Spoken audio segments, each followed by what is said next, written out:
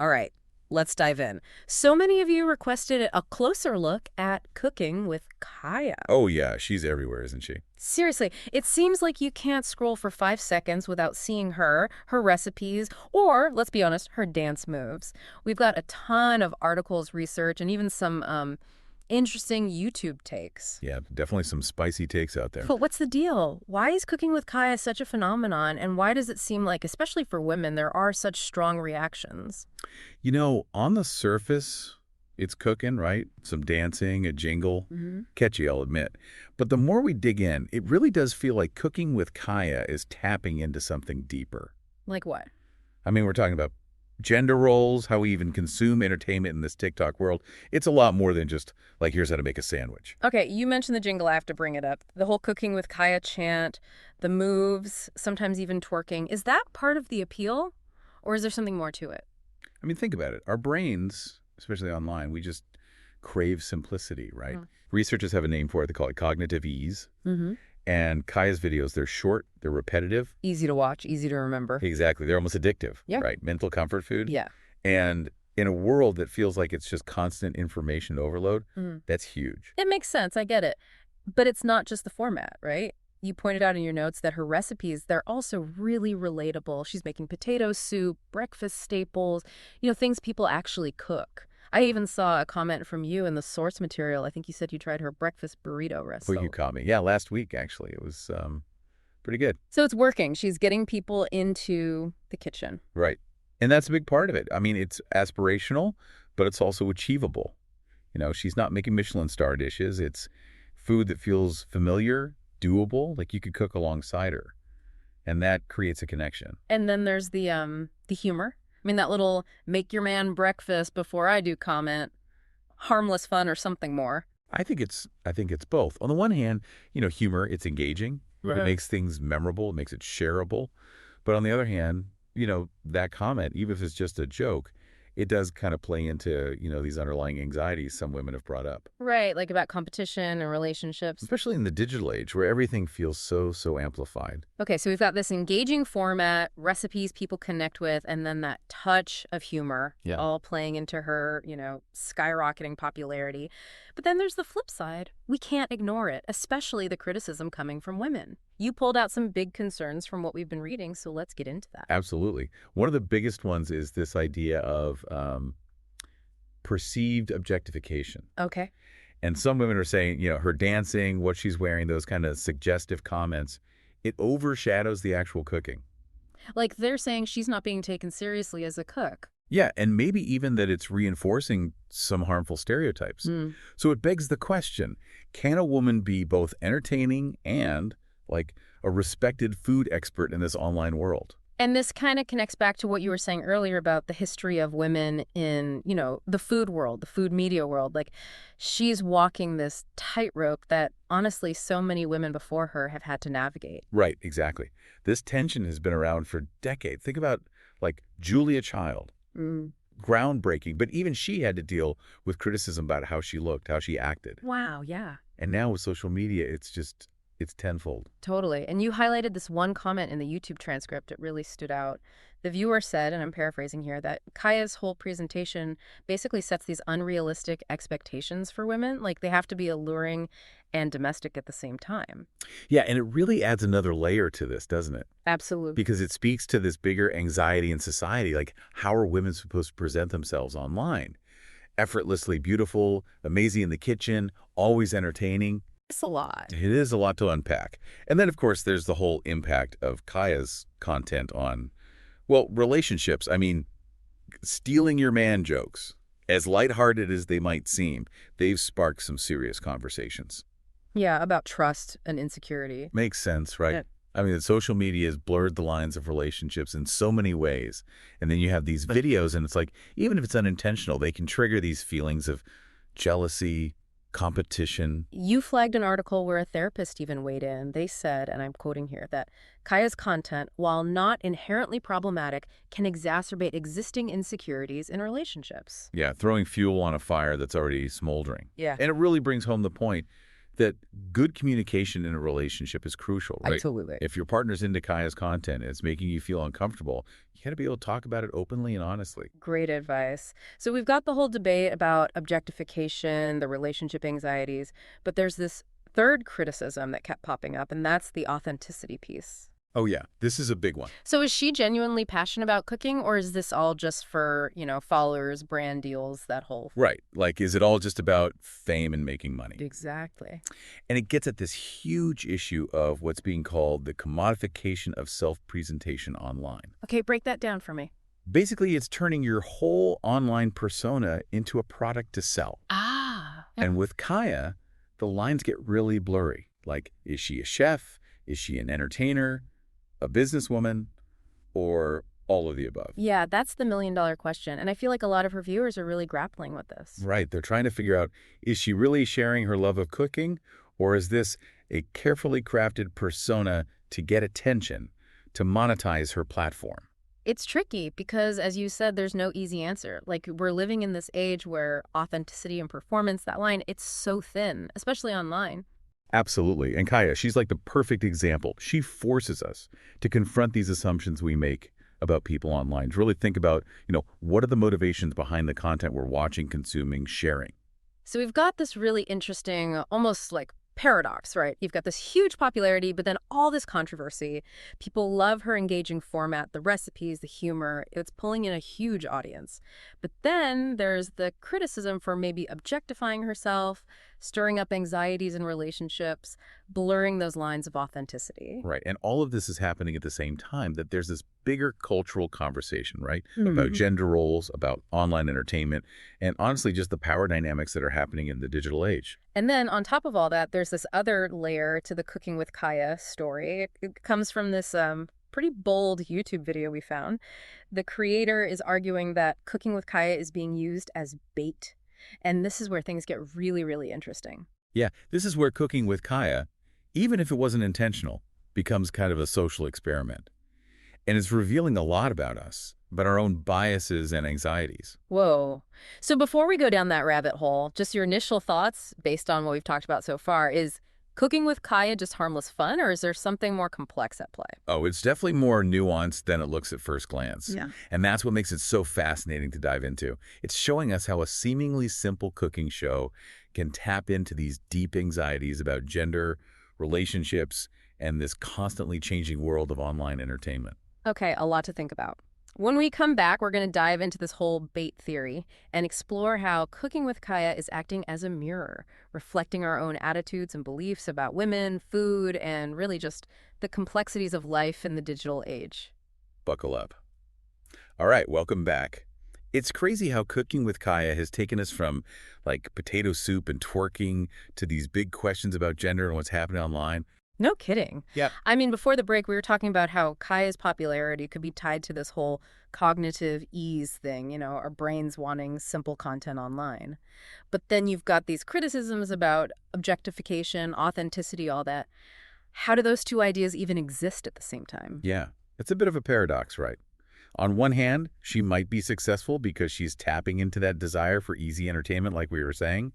But then on the other hand, people are calling her out for playing into stereotypes. Right, which brings up a whole other set of questions about how women are supposed to, exist in these online spaces. Totally. And speaking of that, one of the articles you shared talked about the male gaze and how it affects how women present themselves online. Do you think that applies here? I mean, yeah, probably, right? The whole idea that women are constantly being judged based on how appealing they are to, some imaginary male audience. Exactly. And that can create this pressure to conform to certain standards of beauty and behavior, even in something like cooking. And it's not just about being attractive, right? It's this whole thing where women have to be attractive, but not too sexy. They have to be skilled, but not intimidating. You even highlighted a quote in the article about that. It really fits with what's happening with Kaya, don't you think? Absolutely. It's like she can't win. People praise her for her looks, for being entertaining, but then turn around and criticize her for, maybe objectifying herself. It's such a tricky balance to find. Totally. And I think it goes beyond just Kaya, right? This is a bigger conversation about how women are portrayed and seen in media, especially on platforms like TikTok, where it's all about going viral and getting as much attention as possible. You're absolutely right. And it makes you wonder about the role algorithms and like the whole structure of these platforms are playing in all of this. You mean like because TikTok is all about those short videos, those quick hits of entertainment? Exactly. It might actually be encouraging a certain type of content that doesn't really allow for these more nuanced discussions about things like food or gender. So it's not just Kaya making individual choices, it's also about these larger systems that are shaping what we see and what gets popular online. That's kind of mind-blowing. Right. And it brings us back to this bait theory we mentioned earlier.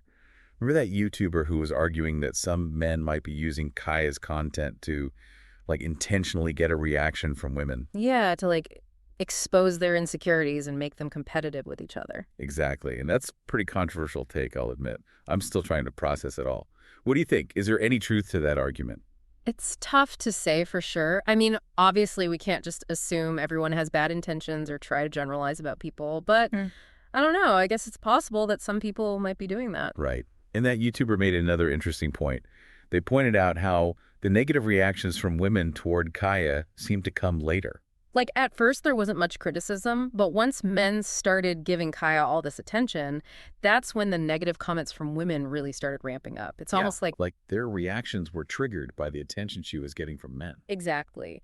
And it kind of suggests that, at least for some women, their reactions might be tied to feeling threatened in their own relationships, or maybe feeling like they have to compete with Kaya. That's a really good point. And it just goes to show how social media can make those anxieties and insecurities we all have so much worse. Totally. So even if we don't buy into the whole bait theory, it still brings up some important questions about how social media impacts relationships and how the content we see online can bring up all these complicated emotions. Absolutely. And it all goes back to this idea of cooking with Kaya being like a social mirror. Yeah, reflecting something back at us. It's not just about the food or even Kaya herself.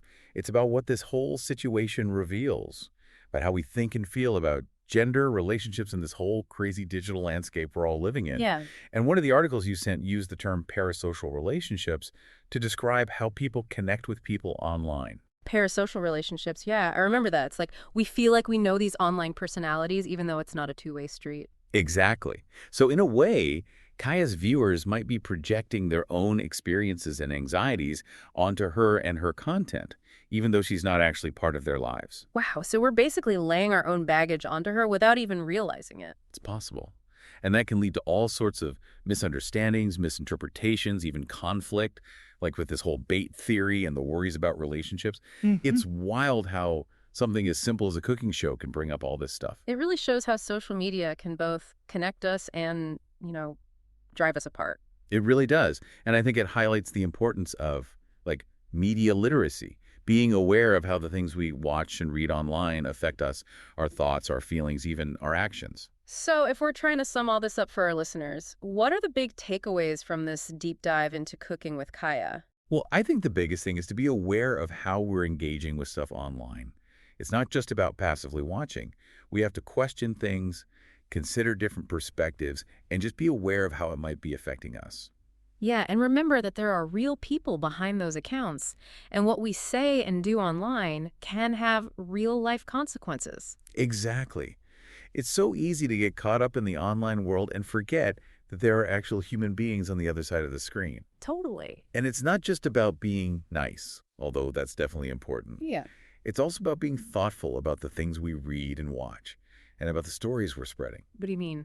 Think about that bait theory again. Whether or not we believe it, it shows how online content can be used to reinforce harmful stereotypes and cause division. We have to be aware of that and challenge it when we see it happening. Okay, so it's not just about being nice, it's about being responsible. Exactly.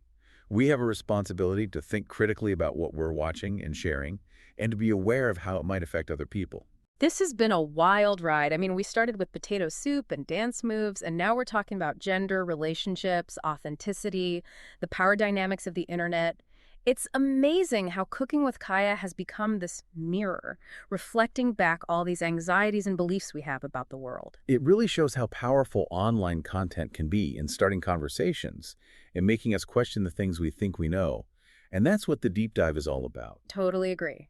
So to everyone listening, we encourage you to keep thinking critically about what you see online. Question things, look for different perspectives, and most importantly, remember that there are real people behind those accounts. And if Cooking with Kaya has taught us anything, it's that even the simplest things can be more complicated than they seem. Keep exploring, keep asking questions, and keep the conversation going. Until next time. Welcome back to the deep dive. We've been breaking down this whole Cooking with Kaya thing, the good, the bad, the bait theory. Right, a lot to unpack. But before we wrap up, we really need to talk about the impact all this is having on Kaya herself. Yeah, it's easy to forget sometimes that behind all these viral videos and online personas, there are actual people dealing with real-life consequences. Exactly. And we talked about how social media can really mess with people's anxieties and insecurities, but it can also have a huge impact on mental health, especially when you're facing all this online criticism and scrutiny. Oh, absolutely. Hmm. There's so much research now about how online harassment and negative comments can lead to, like, stress, anxiety, depression, even in some cases thoughts of self-harm. It's serious stuff. And for someone like Kaya, whose whole persona is so tied to her online presence, it's got to be even more intense. Like, that line between what's online and what's real gets even blurrier. How do you think she's handling all this attention, the good and the bad? It's hard to say for sure, obviously, without knowing her personally, but I think it's safe to say that this kind of scrutiny, even if it comes from a good place, can really take a toll. It's like she's living in a fishbowl where everything she does is being watched and judged by millions of people. It's got to be exhausting.